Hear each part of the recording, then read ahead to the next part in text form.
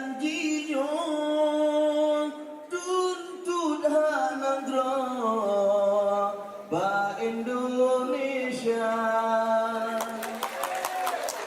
Kamu dah musakit dama mudah batabah susah yo tamita letak ketali pejuang nanggro tapi getanyo biar tinggal khairu innaka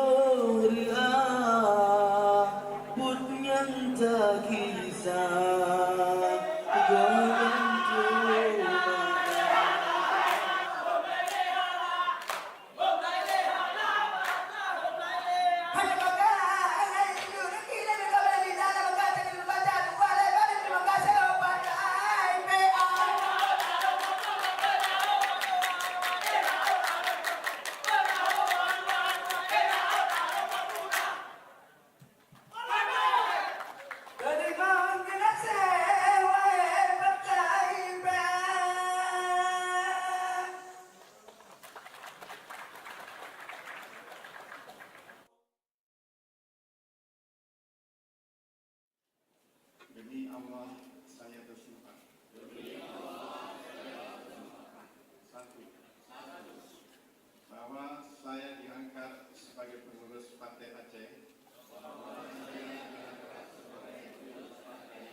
akan taat sesuai dengan peraturan undang-undangan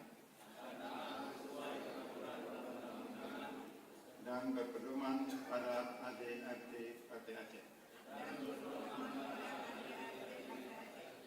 Dua, bahwa saya dalam menjalankan kewajiban